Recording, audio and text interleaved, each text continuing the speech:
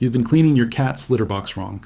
Not just a little wrong, but in ways that are actually making your cat's bathroom situation worse, not better. And the worst part is, most of these mistakes come from advice that sounds completely logical, which is exactly why almost everyone makes them. Let's break down what you're getting wrong and why it matters more than you think. 1, you're cleaning it too much. Sounds backwards, doesn't it? Every article tells you to scoop daily, keep it pristine, treat it like a surgical suite. And sure, nobody wants a filthy litter box. But here's what those articles don't tell you. Your cat needs to smell themselves in their litter box. That scent is how they know the spot belongs to them, that it's safe, that it's their designated bathroom.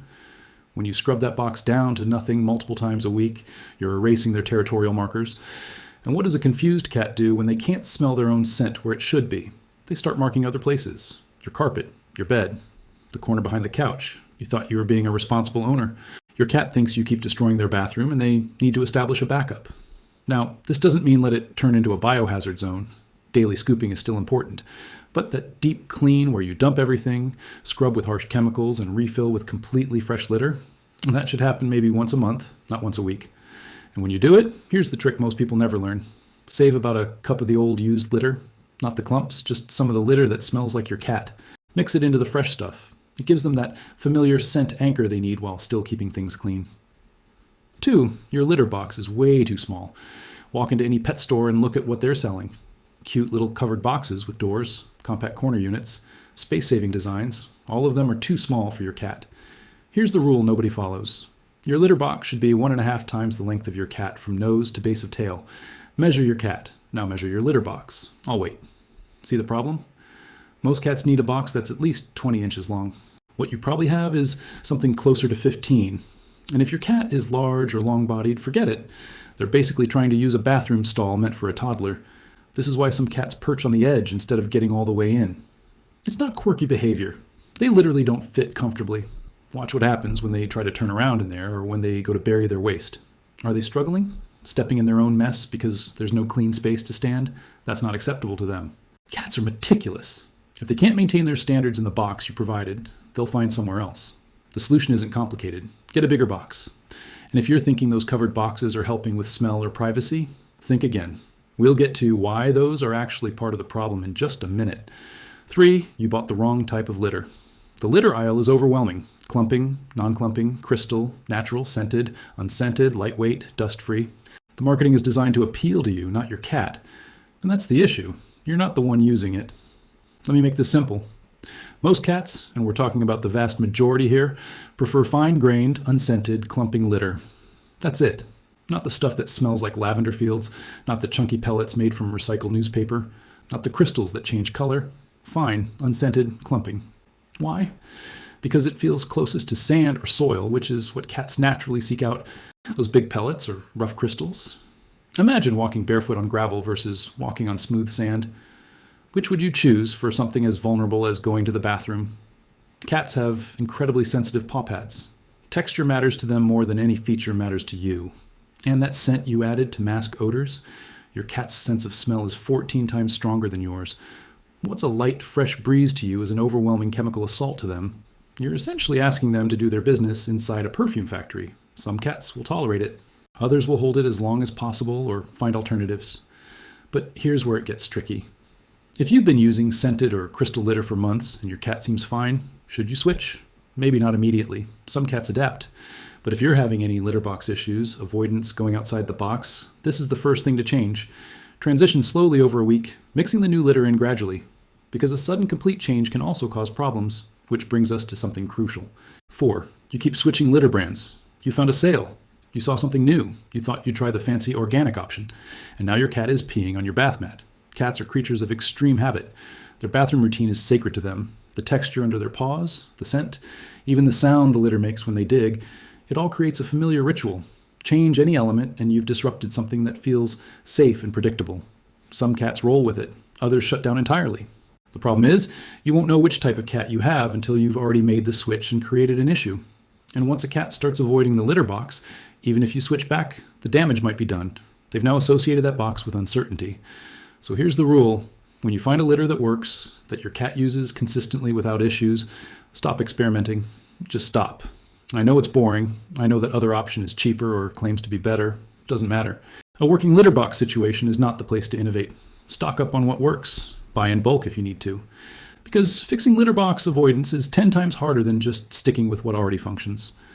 And speaking of things that seem like improvements but actually make everything worse, we need to talk about those covered boxes everyone thinks are such a great idea. 5, you think a covered box is doing your cat a favor. Hooded litter boxes seem brilliant, don't they? They contain the smell, they hide the mess, they look cleaner sitting in your bathroom or laundry room. And that's exactly the problem.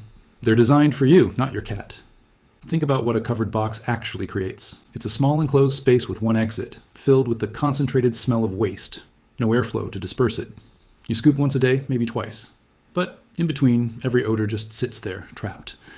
Your cat walks in and gets hit with the full intensity of everything they've left behind, plus everything that's broken down since. Now add in their hearing. Cats have extraordinary sensitivity to sound.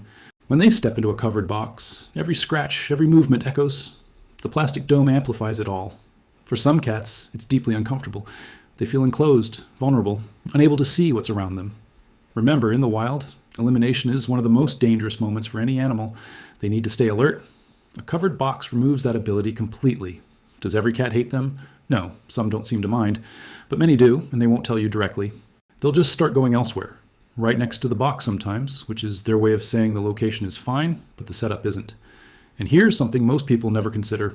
If you have multiple cats, a covered box becomes a trap. A more dominant cat can block the single exit.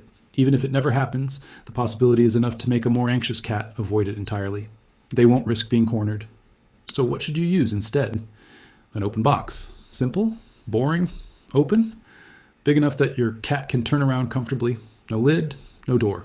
Just a box with litter in it. I know it's not as pretty, but your cat will actually use it, which matters more than aesthetics. 6, you're putting the box in the worst possible location. Where's your litter box right now? Let me guess. Basement, garage, laundry room. Somewhere out of the way where you don't have to see it or smell it. Somewhere far from your main living space. That makes perfect sense for you. It makes 0 sense for your cat. Cats don't want to travel to a remote location every time nature calls, especially older cats or kittens. And they definitely don't want to go somewhere loud, cold, or chaotic. Laundry rooms have washing machines that suddenly roar to life. Basements have furnaces that kick on without warning. Garages have doors that slam. Your cat goes to use the box, gets startled once, and now that location feels unsafe. What happens next? They find somewhere that does feel safe, usually your bedroom, sometimes your couch. Always somewhere you'd really prefer they didn't. And you'll blame the cat when the real issue is you put their bathroom in the equivalent of a dark alley behind a nightclub. Litter boxes need to be in quiet, accessible, low-traffic areas that still feel like part of the home, not hidden away like something shameful. A corner of a living room works, a guest bathroom nobody uses, even a bedroom if that's the only calm space available. Yes, it's less convenient for you, but we're not solving your problem here. We're solving theirs. And if you have multiple floors, you need a box on each level. Expecting a cat to go downstairs every single time is unrealistic. They'll hold it, which leads to infections, or they'll improvise, which leads to your rug getting destroyed. 1 box per floor, minimum. That's not excessive. That's basic. 7, you have too many cats and not enough boxes. The formula is simple. Number of cats plus 1 equals number of litter boxes. 3 cats, 4 boxes. 1 cat, 2 boxes. This isn't a suggestion. It's the baseline for preventing territorial issues and avoidance. Cats are clean animals, almost obsessively so. They don't want to use a box another cat just used. They don't want to step where another cat stepped. If you only have 1 box for 2 cats, the second cat is already compromising. Add a 3rd cat, and you've created a situation where someone's getting forced into something they find disgusting. This is also why even single cat homes need 2 boxes. Your cat might prefer one for urination and one for defecation, or they might want a backup if the main one doesn't feel fresh enough. Giving them options prevents problems before they start, but those boxes can't all be in the same spot. Putting 3 boxes side by side in the basement counts as 1 location in your cat's mind. Spread them out. Different rooms, different floors if possible. Create actual choices. I know this sounds like a lot of boxes. It is. But it's significantly easier than cleaning urine out of carpet or replacing furniture. And honestly, if you're not willing to manage multiple litter boxes, you probably shouldn't have multiple cats. That's not judgment. It's just reality. 8, you've broken their trust and don't realize it. Here's something that doesn't get talked about enough. Sometimes the litter box isn't the problem at all. The problem is what happened near the litter box. Your cat was using it. Everything was fine. Then you gave them medicine nearby. Or you trimmed their nails right after they stepped out. Or a dog barged in while they were mid-use. 1 negative experience, that's all it takes. Now, the box is connected to something stressful or painful. They won't go back. You didn't mean to create that association. But intention doesn't matter to a cat. They just know that place feels bad now, and unlike us, they can't rationalize it. They can't tell themselves it was a one-time thing. They just avoid it. The fix? Sometimes you need a completely fresh start. New box, new location, new litter. Basically reset everything. The old box might be permanently tainted in their mind. This is why prevention matters so much. Once trust is broken, rebuilding it is hard. Keep stressful experiences away from the litter box area. No vet visits staged nearby, no loud confrontations. Let that space remain neutral and safe, because your cat's bathroom isn't just functional, it's emotional. And if they don't feel right about it, nothing else you do will matter. Most of this comes down to seeing the litter box through your cat's eyes instead of your own.